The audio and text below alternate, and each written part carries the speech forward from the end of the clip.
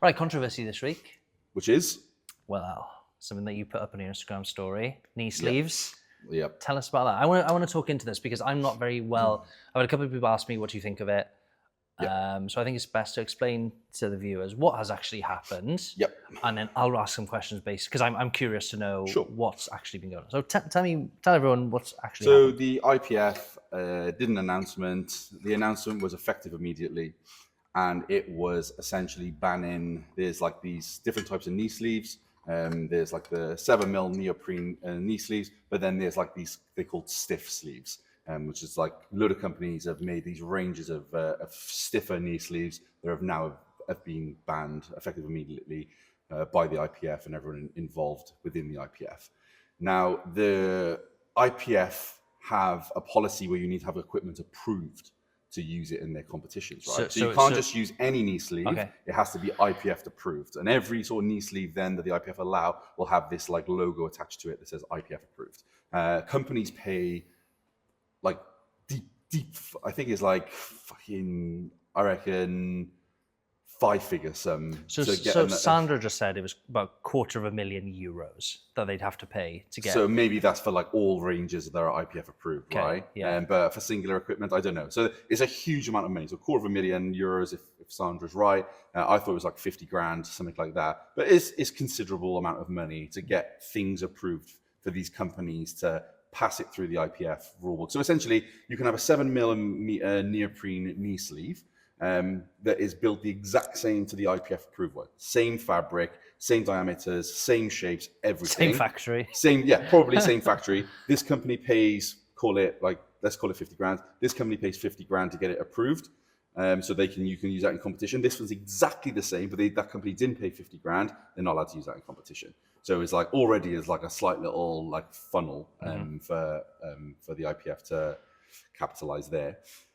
So anyway, they approved these stiff knee sleeves. They've been approved for a couple of years. So then the IPF banned them, essentially, effective immediately. Companies were blindsided, athletes were blindsided, and it was essentially a process of like enough people moaned or kicked up a fuss about it, and then they just like, yeah, we're gonna ban them. So that is what the IPF have said is people have complained. I'm pretty sure, yeah. I think enough people have kicked up a fuss about them. It's just getting like, they just like, there's rules in the IPF, like you can't have someone help you take them on and off, right? You can't use straps to get them on. Like there's just loads of these little rules about like how you got to use these knee sleeves. And it was getting more and more, like people were challenging the rule more and more. They're getting stiffer and stiffer. People are walking funny. People are saying like, this is not raw powerlifting anymore. If you want to wear the stiff sleeves, just go in wraps. All this sort of stuff was kicking off. And I feel like the IPF have just responded to all of the people basically moaning about the stiff sleeves. So that's the statement that's being made. And that's the sort of hype around it right now. Okay. So my perspective. Yeah, I was just going to say, you just show me something. My perspective, I did a post on it. Is so annoying. I really dislike how the IPF run their business and multiple levels. I say run their business is a not-for-profit company on Companies House, but they make a considerable amount of money and no one knows where that money goes. So immediately that's annoying because that should be public access to see where that money goes. But it's so hard to find sort of an understanding of where that money goes when there's huge amounts of money that they make. From loads of these little rules, like you have to stay in the hotel that they stay. And they put like the worlds in like fucking Eastern European countries where it's really cheap so they can make more money. Anyway, that's another topic. Let's not go down that rabbit hole. So I'm already like a bit thingy with like the decisions that they make.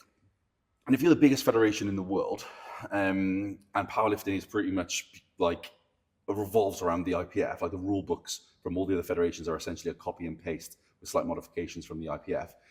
They just don't have a legitimate system in place that actually scrutinizes equipment for it to have that IPF approval. Like, how could you not preempt that this would happen? Like, the first news of knee sleeves came out, I remember seeing people use them. I was like, there's no way the IPF would approve that. They're like way too like different to what like the other knee sleeves are, and they're going to be way more assistive. There's no way they're going to approve it. A7s, I'll say it now, put probably 7.5, 10 kg on my squat just by putting them on. For sure, right? 100%. So I was like, there's no way they got approved, but they did. They approved it. So I was like, oh, okay, fine. They've approved it. They've done their due diligence in terms of like testing it, looking at it, putting it against their rule book, making sure everything aligns, making sure the terminology stands like perfectly. Must have done that. Obviously not. They banned it a couple of years' time after all these companies then have put fucking hundreds and hundreds of thousands into like developing the product and creating the product, buying loads of stock, getting the IPF approval status so they can pump it out to all of these people after they've approved it, and they've just pulled the pin. So how many knee sleeves got banned? Okay. So you've got 1, 2, 3, 4, 5, 6, 7. Seven. Seven knee sleeves banned from 7 different companies. So 7 companies had their stiff sleeve range banned, essentially. So yeah, my first issue with it is like the lack of consideration for the companies. Think of it like, if you're a company and you're like developing a product, and that product is probably one of your more successful products, you're going to put a lot of like sort of money into marketing. You're going to put a lot of money into just like developing the product. You're going to put a lot of time and energy into storing that product. So then you have like distribution predictions. You have like testing. Sort of like, yeah, exactly. Testing. There's like an abundance of stuff that you're putting out. And they just like pulled the pin like that, effective immediately. And like, I'm lucky enough to be sponsored by Strength Shop, and their stock literally lands, like they've had a new load of stock for those Strength Shop Pro sleeves, and it's landing literally this week.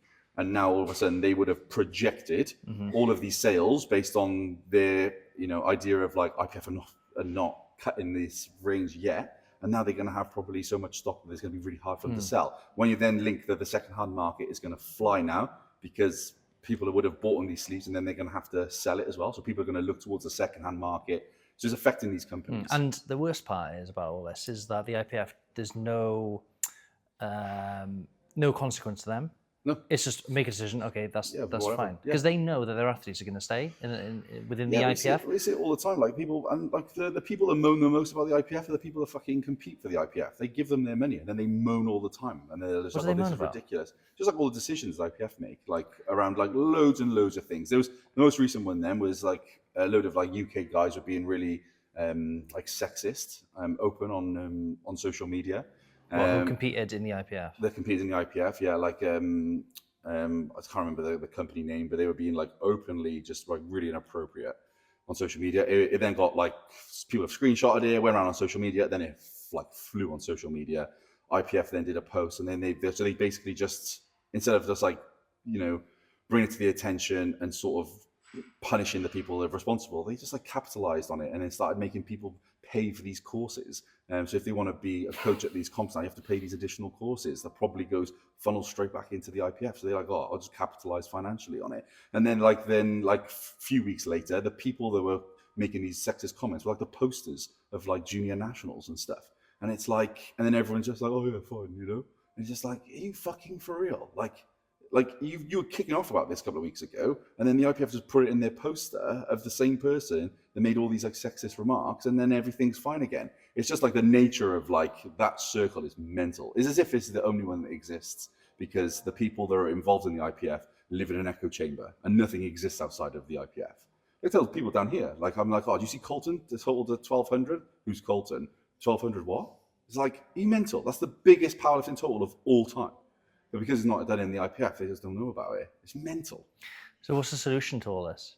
Because I know you and your business partner Thomas have set up, and other people like, I don't really know the crux of it. You've set up your own federation, UKPU. UK Powerlifting United, under the world body of World Powerlifting United. So have you guys set that up to be a competitor to the IPF, or? 100%. So the UKPU is the sister federation of the APL. The APL is Australian Powerlifting League. It's the biggest powerlifting federation in Australia. And what they do over there is run it like a business where the customer comes first, not like the IPF where the people at the shareholders, top, they line their pockets first. It's not for the lifter, it's for the federation, So the APL actually put the lifter first. They'll do votes, and then the people will decide certain things. Like a society. For sure, man. Cool. For sure. And as a result of like putting the lifter first, putting prize money out, rewarding lifters, making like powerlifting competitions professional and not just putting them in fucking shitty like gyms with poor equipment. As a result of that, the sport has been like perceived as like this professional sport, and now they're getting more participation, more people involved, and then more people are leaving the other federations and going into the APL. And then as a result of that, and me seeing that and seeing the sort of good that they're doing there, it's exactly what the UK need. So then Thomas and I had a conversation about having the APL's equivalent in the UK. Looked at the sort of demographic here, and it literally fit perfectly. So what the UKPU is, like the sort of slogan is like making powerlifting accessible for all. So we're trying to like just grow the sport from grassroots up to the like elite level. And the UKPU has a tested and untested side. The main difference with our drug tested side is that we actually drug test. So it's mandatory for UKPU competitions to drug test at least the top 10% of all athletes. Sorry, IPF drug tests. But I'll throw it out there. Joseph Walton is like one of the better powerlifters in Wales. Done nationals. He's like competed at the most like at the higher level here. 16 years in powerlifting, never been drug tested, and he's one of the better guys. 16 years and no drug testing. It's like, what the fuck are you on about? Welsh champs here, no drug testing last few years. Loads of the IPF guys down here been doing it for like up to close to a decade, never been drug tested. It's just like, it's staggering how they can claim to be the most legitimate drug tested powerlifting federation and then not drug test. So that was one of the things that I like sort of observed and then wanted to apply into the UKPU. It's like a mandatory minimum 10% drug test. So we've run a load of UKPU comps down here now, and we've drug tested in everyone, and like WADA drug testing, so same as the IPF. And yeah, I've had the results back. We've logged all the drug tests back. Luckily, no one's been doping yet, but we've got it all logged on our computer, and it's just it's something that I think people will start to take note of, because then it's going to show a little bit more legitimacy to it as it starts to grow. Fingers crossed. I think something that we've spoke about before is when I remember when the UFC came out of nowhere. Yeah. I think, I can't remember the name of the guy, but I think like a millionaire or a billionaire or two billionaires just took over it. Yeah. All of a sudden you saw an explosion of the UFC. And I'd love the same thing to happen in powerlifting, where you've got the pyrotechnics, where you've got big lifts, where you've got people ultimately trying to push the sport. That's why I was so surprised when I saw that the knee sleeves were banned. It's like, people come to watch sport when it's entertaining. What's entertaining in powerlifting? Seeing people push big numbers. Yeah. How can you make the average person push higher numbers? Give them slightly stiffer knee sleeves so it looks more entertaining. And I think that's such a weird way. It's almost like sport's gone backwards. Yeah. Like, you want the sport, you want there to be some kind of standard that you hold the athlete to, some kind of rules. But in order to push the sport forward to develop, it needs to be a bit of a theatrical. Mate, for sure. You want people to look forward to come and watch. Oh, have you seen a bit of a rivalry between these two? And that's what you want. That's what's going to grow the sport. And and there's like more competitions that are doing that now. Like the ABS guys in Ireland are like doing a really good job of that. SBD back Sheffield for the IPF guys, and they're creating some more rivalry. They've got a nice concept there. Like, it's glimpses of it coming into the sport. So come back to your point about like the sleeves. Like, some people will agree with the stiff sleeves as being like, yeah, these are really good, people should be wearing them. Some people are like, they're too assistive. It's not really a sleeve anymore. It's sort of, there's too much of a similarity between stiff sleeves and wraps. So like, wherever you sit on the side of the coin is like, it's a subjective opinion.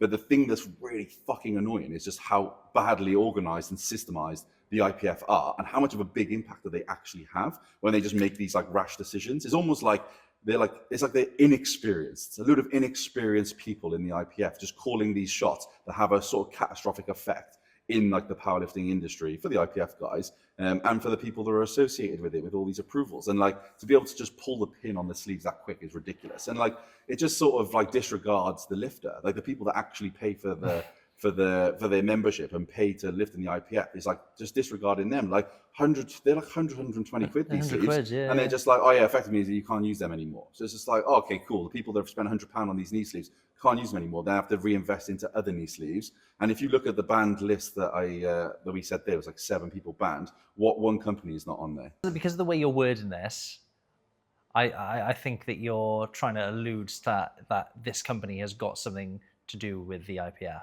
Yeah, so the SBD, right, the company that's not on there. But have they got their own rigor mortis knee They've got sleeve? their powerlifting knee sleeve. Not as stiff as the rigor mortis, but they've got their own range of powerlifting. So knee is sleeve. that kind of in between? Pretty much, yeah. They've got their 7mm neoprene, Yeah, like which I've got. all-purpose knee sleeve, Yeah. and then they've got their powerlifting So one, that, right? okay. Where they've Okay, got this like funky fabric, but Okay, that's not on there, right? So is this a bit of a... This is a conspiracy now. Oh, So let's I get love into a conspiracy. I know, right? So this is what was been like kicking around. So that news dropped about them banning all these knee sleeves, and I was just like, like no SBD on there, and it's like, and because I own a business and I talked to like Strength Shop and stuff like that, I was like really pissed off that it like was impacting these other businesses.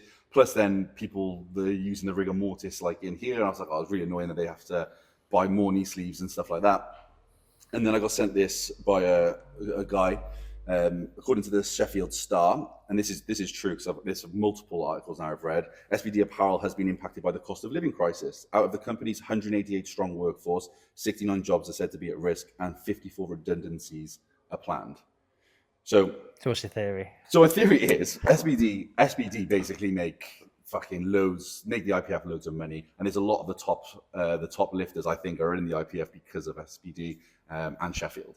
What do you mean by that? So Sheffield is like a huge, like the biggest money competition in powerlifting, and it's all the best IPF guys in the world go to Sheffield, and however much they break the world record by, or whatever percentage above the world record they break the record by, puts them into a leaderboard. So if you were like 102% over the world record, I was 104, and then someone was like 104.5, that'd be first, second, and third. So whoever breaks the world record the most, or is over the world record the most, is then that's how the leaderboard is determined. Weight category doesn't play any part. No. Like they're all different weight classes, and it's like the world record over that weight class. Okay. Do you know what I mean? Yeah, I understand. So, and that's what all the money is. You break a squat world record, you get money. You break a bench world record, money. You break it multiple times, more money. You break the total world record, that's your total leaderboard. There's more money. There's fucking money. How much money? Because I have no idea. Like what kind of money are we talking? And also another question that I've got with your, so this is a separate question, so answer this first, but with your federation that you're looking to, or is already in motion with you and Thomas, are you looking to give prize money 100%. into that as well? So held January 26, 2025, total prize fund of 445 grand. Huh? Total prize pool was 445 grand. Potential maximum individual payout was 45 grand. First place 25 grand. World records 5 grand. Oh. So if you broke a world record, you get 5 grand. You get first place 25 grand, and you get a maximum payout of 45 grand. So decent money for a powerlifter, given the powerlifters not professional sport and they don't make money. Super cool, like really, really cool. But I think a lot of the IPF lifters are in the IPF because of that. So it's like there's like this handshake deal between the IPF and the SBD. Like they back each other a lot. And given that SBD are putting on redundancies and stuff, then they obviously need the favor back from IPF. This is my conspiracy. Need a favor back from IPF. So there's obviously a drop in sales or poor cash flow. So as a result, they need to funnel more people to be buying SBD stuff. And what's the best way to funnel people in? Ban everyone else's range and say the only knee sleeve that's really going to be beneficial for these lifters now is the SBD ones. Let's monopolize it and exactly. Coerce so that's a conspiracy theory, but I'm gonna go with it. When did you come up with that conspiracy? Have you spoke to someone about this conspiracy, or have you just come up with it on your own? Oh no, I think it's pretty universally. Oh, like okay. it was. It didn't take too much digging until I find that out. I was chatting to the owner of the WRPF, Adam, and me and him went back and forth. We talk about shit like this, and I did my post. He commented on it, and he's like, "Have you seen the article?" And I was like, "This one." He said, "Yeah," and I was like, "Ha! I'm here for the conspiracies," and that was it. And then a load of people have just been putting memes out with like this knee sleeves, the SBD and the IPF. And it's just really fucking annoying that they can do that. 2, everyone will react to it. Like everyone will just sell all their shit now and just get SBD. So everyone's just reacting the way that they want them to react. And 3, everyone just still lives in the federation when there are alternative federations for them to compete in. And most of these people, like, no disrespect to anyone, if you take offense to this, is on you anyway, but most people are lifting IPF are fucking shit lifters, like just average lifters. They're not going to go to nationals, they're not going to go to worlds, they're not going to get to Sheffield. And the only real, I think, incentive to lifting the IPF is 1, if you're drug tested, 2, if you're really competitive at nationals and you want to compete on that platform against like the people in that environment. And 3, if you can win nationals and go to worlds, everyone else just go elsewhere because it's a shit federation. Actually, we'll edit that out. It's not a shit federation. It's not a shit federation. But a lot of the decisions they make are shit. Yeah. At what point, like, what is gonna? Because you said a couple of things there that they've done is quite controversial. At what point does an IPF lifter who is not going for nationals, what is going to turn them to go, oh fuck this, I'm going to go to another federation like the UKPF? I would love to know the answer to that because like they're like little lambs. They just follow each other. They're like, it's like I like there's like so in the UK we were a little bit more sparse, but like the WRPF do a drug tested side. UKPU now are putting on some more meat, so hopefully we can put on some more options for people in the drug tested side to be competitive and have legitimate nationals in 2026 and put some prize money into that and actually reward the lifters for competing. The ABPU is slightly less seen as a legitimate federation just from a standard perspective and different equipment and stuff like that. But like there's powerlifting options. It's like you don't need it to be like all of those conditions. And I get it. It's like personal preference and a lot of people like to lift in those conditions and whatnot. But like there are alternatives out there where these federations will back you as a lifter a little bit more than what like the IPF would do. Like imagine going to like a couple of championships around like locally here. And if you want someone to handle you at like the World's Champs or wherever, your handler needs to have a membership. So like if you were lifting, imagine like with one of the juniors down here, right? Like in the junior development program, 14 years old, wants to do a competition, enters that competition. They gotta like jump through all the hoops that goes with getting a federation membership, entering there, getting all the IPF approved kit, making sure that everything is like official and whatnot. Then they get to the competition and he wants his dad to be there with him because he's a little bit nervous. Goes in, weighs in. His dad doesn't have a membership, so then he has to buy a membership to be able to like handle him at the comp. It's just all of these things just make powerlifting not that accessible and not that sort of like friendly for a lifter experience, and yeah, I think like from grassroots, and when I say like most of the people lifting IPF are not that good at lifting, it's like we should be supporting like the sort of the majority of the people in there now, whereas I think the IPF are a little bit more about like the minority, Yeah, it's an interesting take. It'll be interesting to see what develops over the next few years. Like, what will happen is just like all of the companies will just make a reactive jump. They'll still put the line out there, stiff sleeve line out for other federations that allow it. UKPU allow it, WRPF allow it, the other federations will allow it, ABS will allow it. Like it's only the IPF that will disallow it. Same with like the elbow depth rule. Like IPF are the only ones that do elbow depth on bench press, and none of the other federations like do that. And all of those people complained about that, but then they still fucking just go with it anyway. And yeah, so all these companies will make those adjustments, and the IPF will just move on as normal until people actually start talking with their wallet and stop paying the federation, and they see a real big decline in participation. Only then will things start to change. If you are an IPF competitor and you've taken on board what Jordan has just said, let us know what makes you keep going back to the IPF if you genuinely moan about it all the time. Yeah. Please let us know in the comments, obviously. Where else would you let us know? In person, maybe. Please comment. Here's my phone number. Yeah. It's really interesting. It's just really interesting. Like everyone moans and then no one does anything. It's like a government, though, isn't it? Everyone moans. Yeah. What can you do? Sometimes, though, it comes down to like I feel powerless and there's nothing that I can actually do. I think what you said there about having like an open, almost like an upvoting system. So I can't remember what it's called, where the people are in charge essentially. So Macro Factor. Have you heard of Macro Factor?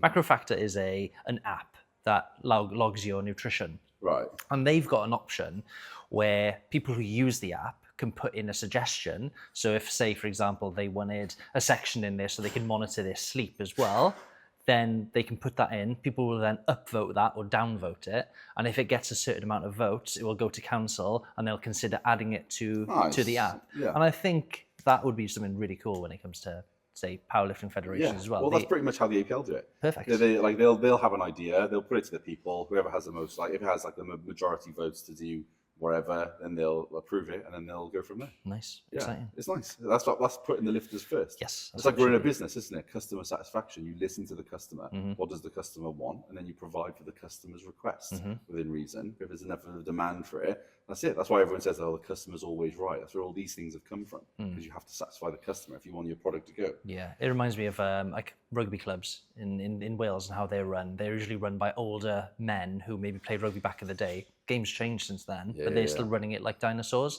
Clubs then don't progress. Players leave to go to clubs that pay them.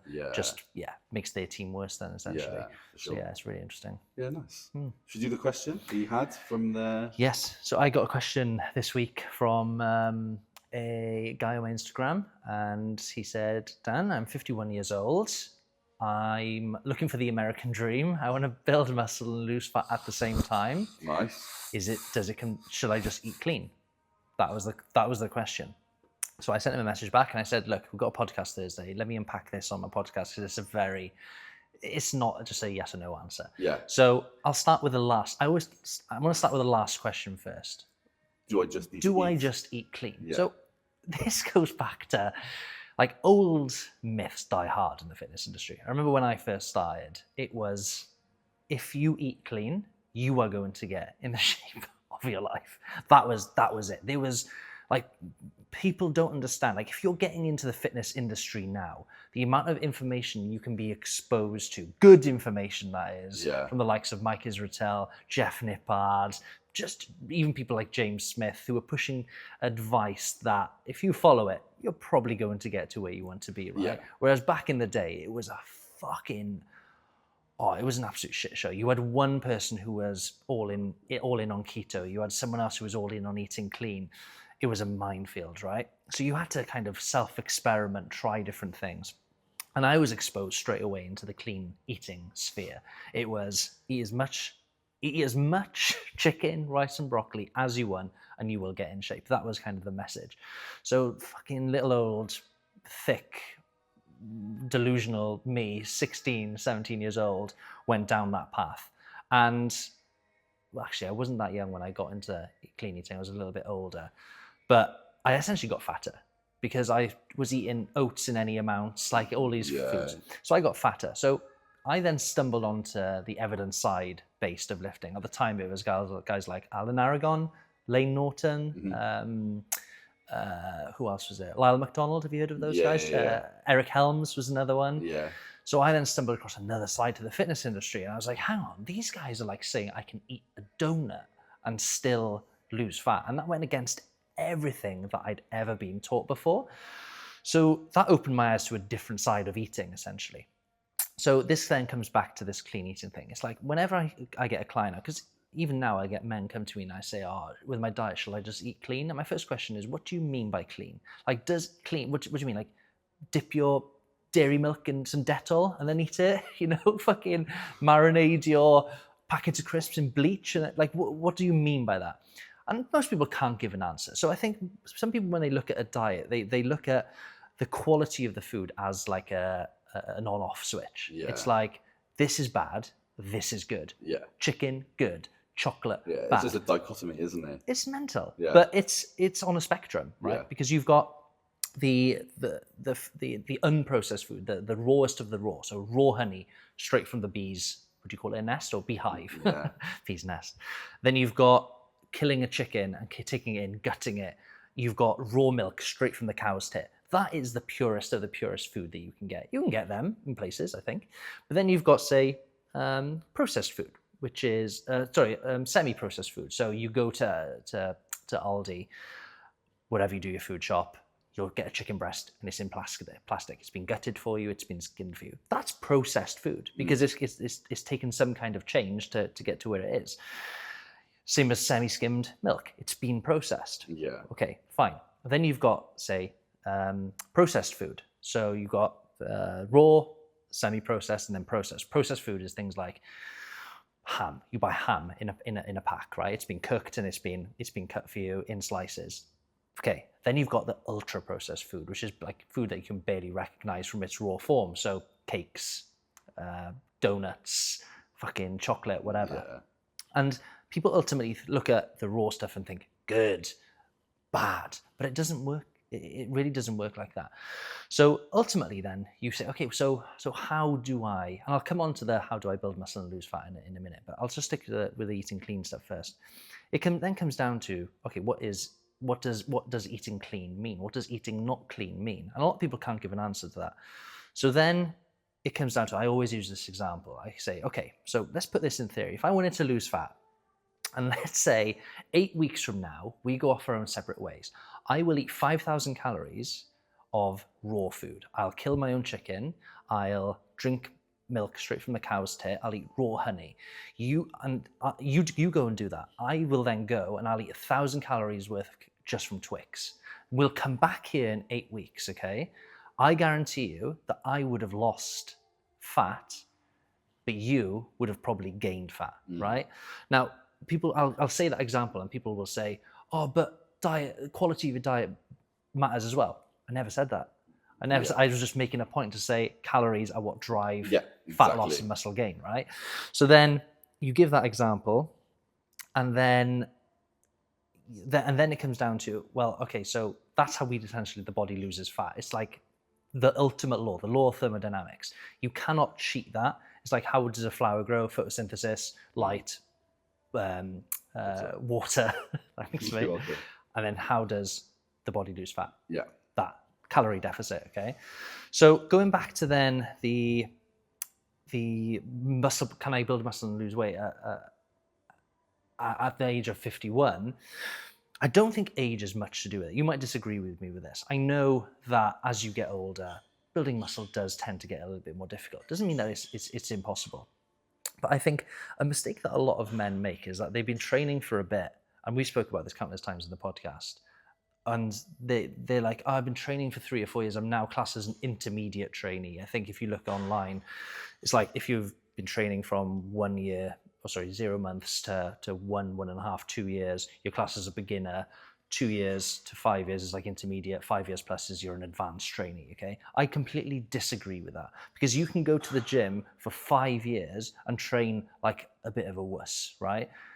Okay, you've been going to the gym, but what have you actually been doing in that time? Have you actually been training hard? I agree. Like I've used analogy before. Like I've been driving for 17 years. It doesn't mean I'm going to be the next Lewis Hamilton. You know, Exactly. If I had lessons and I actually drove with intent, then I would be a much better driver. Lewis Hamilton. I'd be Lewis Hamilton. I'd be much closer to Lewis Hamilton than what I would be now, potentially, with a few years of training, right? Of driving a car, that is. Going back to the gym thing. It comes down to like building muscle and losing fat at the same time. Can it happen? Yeah, 100% can happen. But it doesn't come down to how clean your diet is, right? Those things matter, but you're missing the forest for the trees. So it comes back to, okay, so how do I build muscle and lose fat at the same time at the age of, say, 40, 50s? And it comes down to, okay, well, go into the gym. If you go into the gym, doesn't matter where you are, look back at what you have been doing. Have you actually been training hard? Have you been logging your lifts? Have you been following a program that focuses on progressive overload? If you haven't been doing any of them, you're not going to build muscle. So then it comes back to, okay, so do those things. And then as far as losing fat goes, how do I build muscle and lose fat at the same time? Because I'm under the impression that I need to eat in a calorie surplus to build muscle. And it's like, well, no, if you're, like I said, a complete beginner, or maybe you've not been training, or you've been training for a few years, but you've not been training hard enough, you can still build muscle in a calorie deficit. You can also build muscle in a calorie deficit if you're on gear as well, right?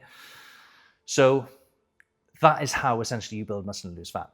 The problem is that some people think that to lose muscle and build fat at the same time, they're going to see these massive like muscle building gains. It really doesn't work like that. Let's say, for example, you lose fat, 10 kilograms of fat or whatever, then your muscles start to grow as well. It's not going to be that thing where I'm looking at you and I'm like, oh, that's how big I'm going to get. Like the rate of muscle gain is so slow in comparison to fat loss.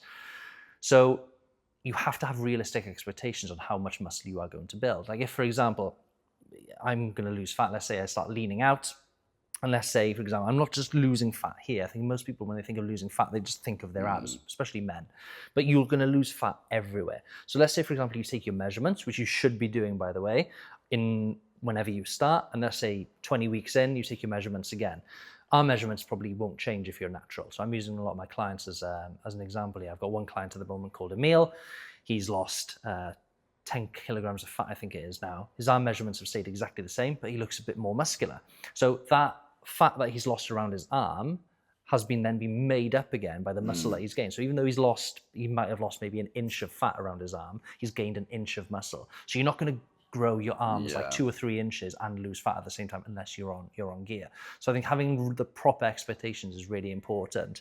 But going back to it, is it possible? 100% it is possible, but you have to look at what you've been doing beforehand and essentially having the right plan to take you forward. Otherwise, you're just going to be treading water for the next few years and struggling. What I will say as a caveat to that, and it's probably something that you're thinking as well, is to get the most gains, you are probably going to want to just cut in isolation or bulk in isolation, but that doesn't mean that you can't do both at the same time 100%. Within reason and within a specific time frame. Yeah, that's 100%. I literally agree with everything you say. The only consideration I make with people that are like in their say 50s, they're like a hormonally disadvantaged position. Like the testosterone will be starting to decline at that point.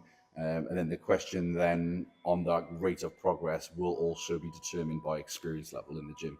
And like you touched on about like experience level is not just number of years you're training, but like number of hard years training, how mature is like your body composition and how much muscles you actually have on your frame will also determine like the progress at that point. If you're like haven't got that much muscle and you haven't got that many like quality hours and your training age is quite low, then you can get better results than if someone had a more mature body shape with like more exposure, more quality exposure to gym training. But yeah, that's pretty much bang on. And just one quick one, because we are coming to the end of this. I'd also add the hormonal thing as well. I think a lot of men think that it's normal it's what the research suggests. After 30, your testosterone will drop by 1% every single year. Yeah. But don't take that as fact, because there's clients that I've had. Gareth, one of my clients, 56 years old, he's doubled his testosterone since 2021. So in 4 years, his testosterone's doubled. He's getting older. He's 56 years old. So don't just take things and information as facts and face value, because there is scope to increase your testosterone and hormonal profile and improve it even as you get older as well.